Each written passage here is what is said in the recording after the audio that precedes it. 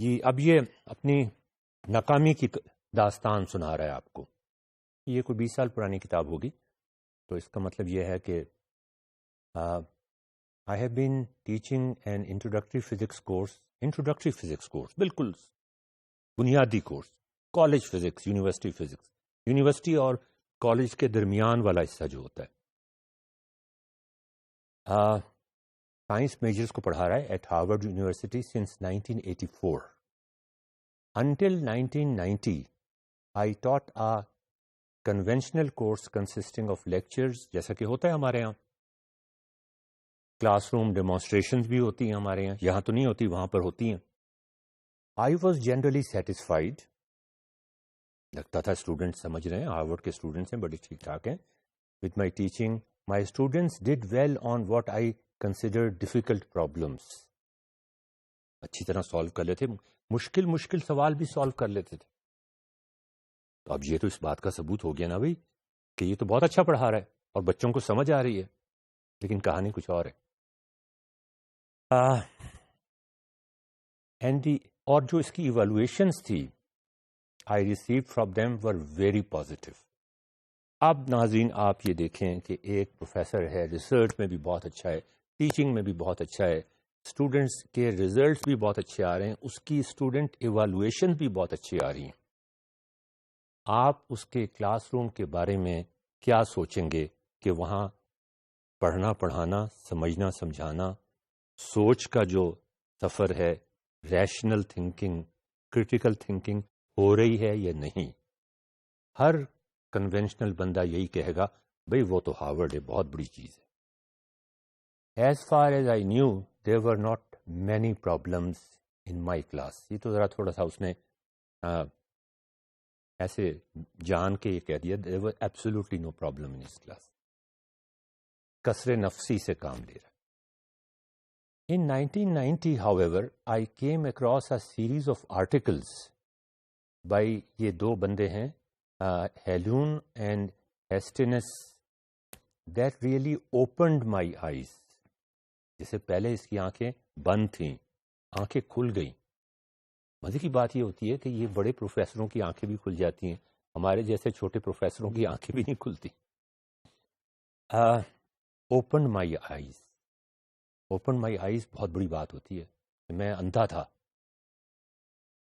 مجھے پہلی دفعہ روشنی دکھائی انہوں نے، اور وہ اسٹوڈنٹس تھے جنہوں نے اپنی کوئی پیپر پڑھا یا کوئی سیمینار.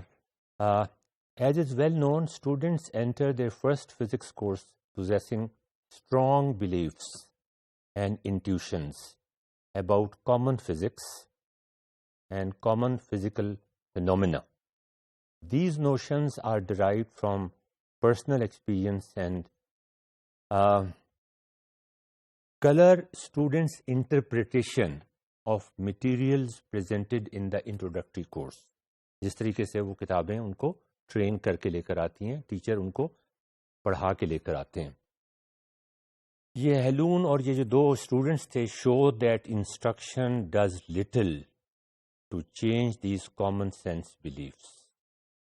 اور ان دو بچوں نے اس کو چیلنج کیا کہ تم جو کچھ پڑھا رہے ہو اپنے کورس میں، اس میں اصل میں ان بچوں کو کچھ سمجھ نہیں آ رہی. اب یہ چیلنج کرنا کسی ہارورڈ کے پروفیسر کو دو جونیئر اسٹوڈنٹس یا ٹیچرس ینگ کی طرف سے ایک بہت بڑی بات ہے. For example, after a couple of months of physics instruction, all students can recite Newton's third law. یہ آج ہم ویسے ادروائز بھی کریں گے. And most of them can apply it in numerical problems. اور وہ تو بڑا شوق ہے نا جی ہمیں numerical problem solve کرنے کا. ابھی اسٹیٹمنٹ آئی نہیں ہوتی کہ ہم فٹافٹ اپنا جو arithmetic logic unit ہے وہ چلا دیتے ہیں، کنٹرول یونٹ بند ہو جاتا ہے ہمارا. فارمولا بیسڈ تھنکنگ کو کہتے ہیں کہ فٹافٹ کیلکولیٹ کرنے کی کوشش کرو جواب کو. A little probing, however, quickly shows that many students do not understand the law, the basic essence of that law. یہ دونوں جو بندے تھے انہوں نے پرووائڈ کی many examples in which students are asked to compare the forces exerted by different objects on one and another. When asked, for instance, to compare the forces in a collision between a heavy truck and a light car, بہت بڑا heavy truck ہے ایک light کار سے ٹکرا جاتا ہے. وہ truck بہت بڑا ہے وہ جس میں بہت سارے پہیے پیچھے لگے ہوئے ہوتے ہیں, 10-15 کاریں اس کے اوپر رکھی ہوئی ہوتی ہیں. میں اس ٹرک کی بات کر رہا ہوں. وہ ایک چھوٹی سی کار سے ٹکرا جاتا ہے. سوال یہ ہے for instance to compare the forces in collision between a heavy truck and a light car, many students firmly believe the heavy truck exerts a larger force. ظاہر ہے بھائی وہ اتنی بڑی چیز ہے, وہ مارے گا تو کتنا نقصان ہوگا, کتنی فورس سے مارے گا وہ اس کو. وہ گاڑی اس بیچارے کو کیا مارے گی, یہ مکھی مجھے کتنا مار سکتی ہے زور سے, میں مکھی کو مار سکتا ہوں. Exerts a larger force. When reading this, my first reaction was not my students. ابھی اش نے اپنی شکست تسلیم نہیں کی. Intrigued, لیکن یہ انٹریگڈ ہو گیا, اس کو شک پڑ گیا, گڑبڑ ہے کہیں.